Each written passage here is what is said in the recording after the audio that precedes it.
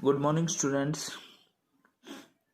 Class 9th subject biology chapter बेटा हमारा चल रहा था why do we fall ill.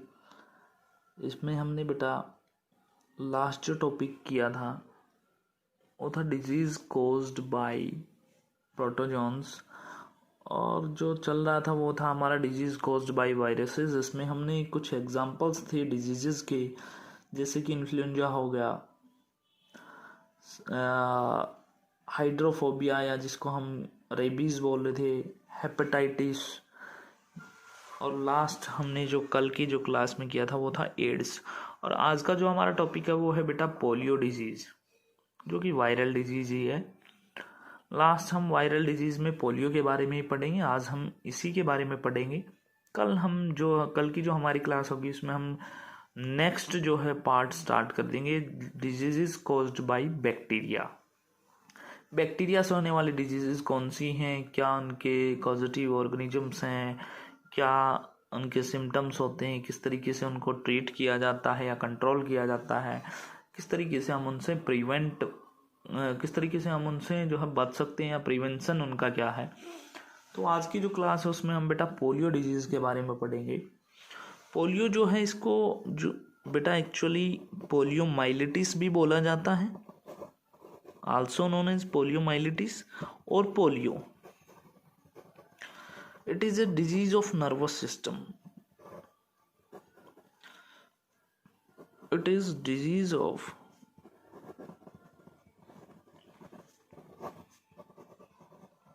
Nervous system.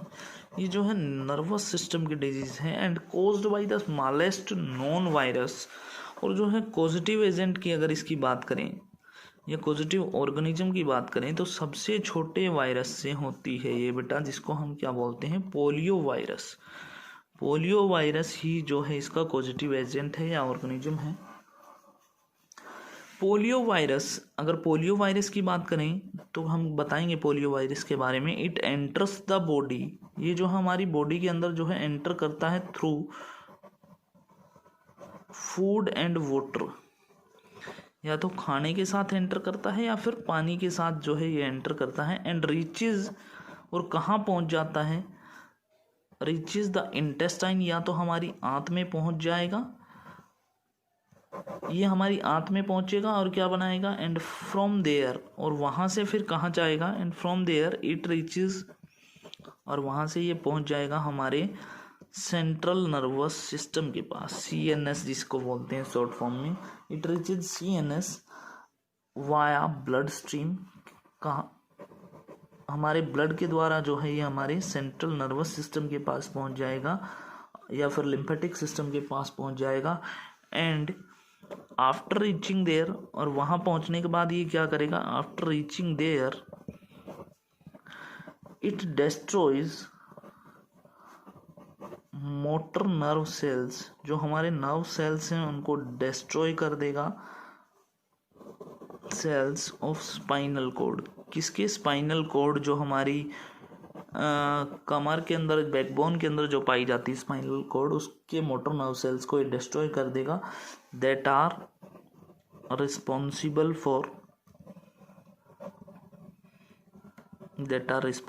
For muscular control, जो हमारे बॉडी के अंदर जो मसल्स होते हैं उनको कंट्रोल करता है, उनको ये डिस्ट्रॉय कर देगा। तो आपको पता है बेटा, अगर ये जो स्पाइनल कॉर्ड के मोटर नर्व सेल्स को, जो कि मस्कुलर कंट्रोल के लिए रिस्पॉन्सिबल है, उनको डिस्ट्रॉय कर देगा, तो हमारी बॉडी के जो मसल्स हैं वो इन्फेक्ट हो जाएंगे या इफेक्ट हो जाएंगे और वो वर्क अच्छे से नहीं कर पाएंगे।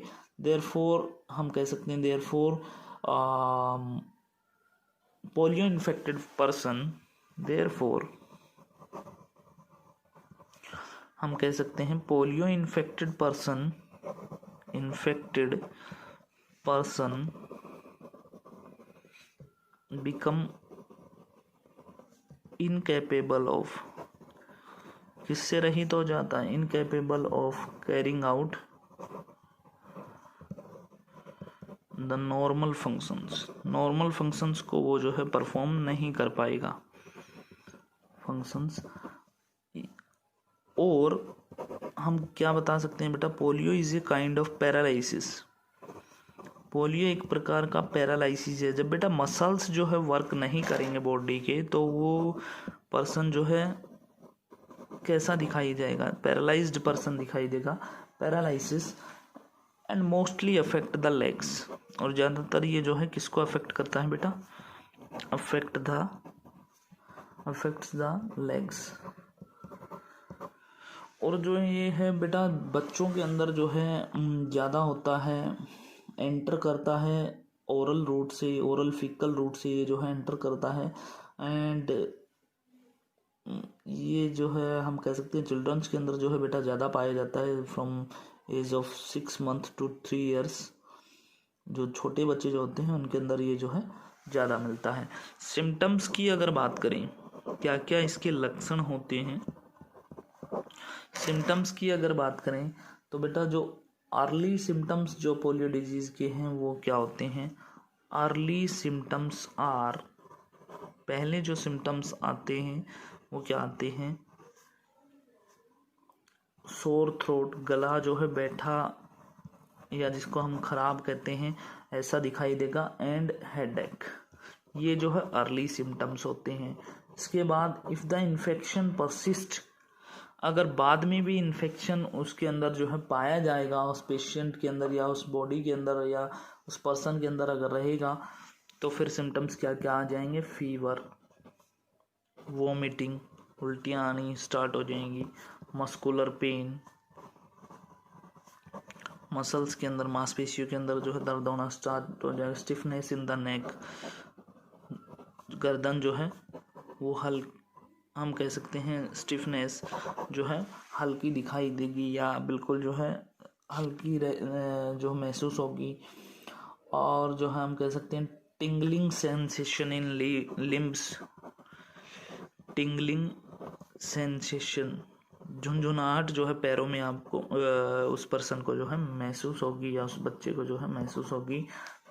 एंड अल्टीमेटली जो है पैरालाइज ही हो जाएगा पर्सन जो है। सूनर जो है पोलियो जो है स्केलेटल मसल्स को भी जो है डिफॉर्म कर देता है और अफेक्ट करता है। ज़्यादातर मैंने आपको बता ही दिया कि लिम्स को अफेक्ट करेगा या लेग्स को अफेक्ट करेगा।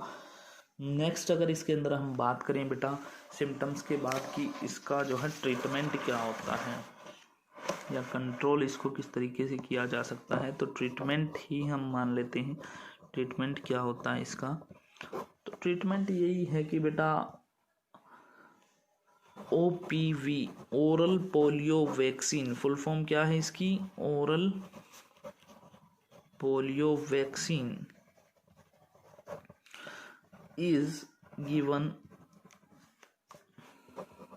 To the childrens at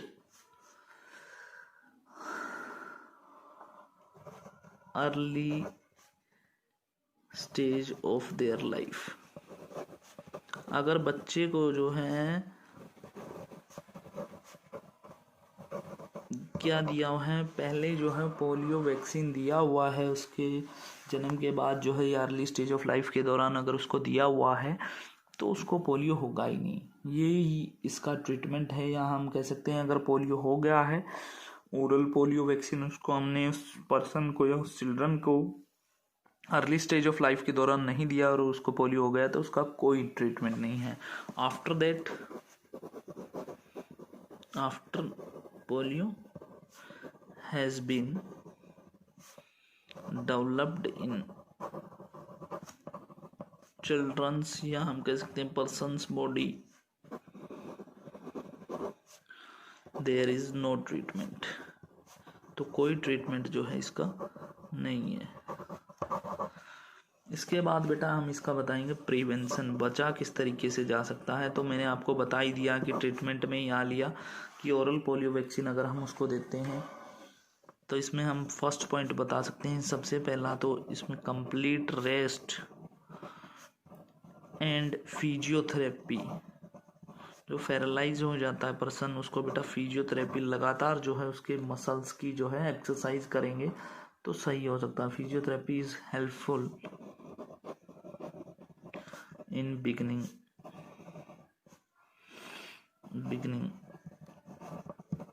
second हम इसमें बता सकते हैं एक्सरसाइज ऑफ लेग्स, थर्ड हम इसमें कह सकते हैं मेंटेनेंस ऑफ हाइजीन। अगर साफ सुथरा वातावरण रहेगा, साफ सफाई रहेगी तो पोलियो होगा ही नहीं। इस तरीके से हम बच सकते हैं। नेक्स्ट हम इसके अंदर बता सकते हैं OPV is given orally, oral polio vaccine is given orally to children's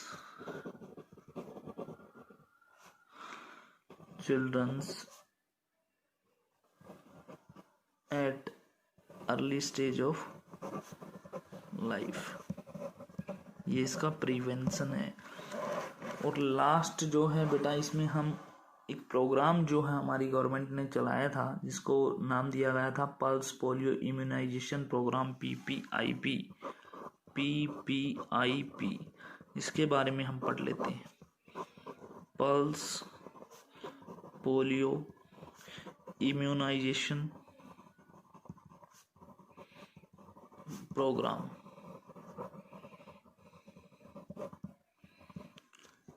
pulse polio immunisation programme. तो सबसे पहले मैं आपको बता देता हूँ, it forms the largest single day public health project. ये जो है सबसे बड़ा single health day public project बना। It forms the largest single public health project. हमारी कंट्री के अंदर जो है ये सबसे बड़ा जो है सिंगल हेल्थ डे प्रोजेक्ट बना। सेकंड पॉइंट हम इसमें बताएंगे, इसका मतलब होता है कि पोलियो वैक्सीन जो है अप्लाई किया जाता है शॉर्ट पीरियड ऑफ टाइम के लिए। दूसरा हम इसमें बताएंगे, it was conducted for first time in December 1995। 1995 में जो है, दिसंबर 1995 में जो है ये सबसे पहली बार जो है स्टार्ट किया गया था, ताकि जो है पोलियो को हमारी कंट्री से ख़त्म किया जा सके। ओरल पोलियो वैक्सीन थी। एंड एज पर, दूसरा हम इसमें बता देते हैं किस तरीके से डोजेज दी जाती थी। As per NIS national immunization schedule, a dose of 3 drops. इसमें जो 3 बूंद जिंदगी की, आपने नाम भी सुना होगा पहली बार, पहले भी सुना होगा। 0.5 ml की जो ड्रॉप है वो दी जाती थी। Is given orally to child at regular intervals of, लगातार जो है दी जाती थी इंटरवल ऑफ टाइम के बाद 1.5, 2.5 एंड 3.5 मंथ्स एज। पहली बार जो है बच्चे को जब वो 1.5 महीने का हो जाता था तब पिलाई जाती थी पोलियो की ड्रॉप, फिर 2.5 महीने, फिर 3.5 महीने का जब हो जाता था तब पिलाई जाती थी। 3 बूंद जो है पिलाई जाती थी। 0.5 ml की ईच ड्रॉप होती थी। और लास्ट जो है जब वो 1.5 साल का हो जाता था तब पिलाई जाती थी। फाइनली ये booster dose is given at age of 1.5 years.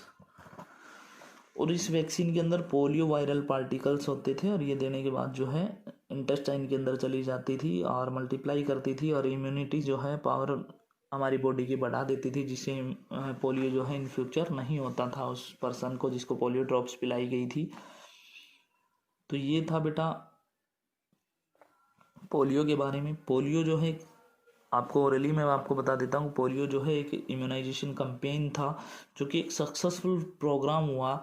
और पोलियोमाइलिटिस जो है इंडिया के अंदर डिक्रीज हुआ ड्रामेटिकली, एकदम से जो है लगातार जब इस तरीके से बच्चों को पोलियो की ड्रॉप्स पिलाई गई तो जो है ये धीरे धीरे करके डिक्रीज होता हुआ चला गया। And in India recorded 4791 cases of polio in 1994।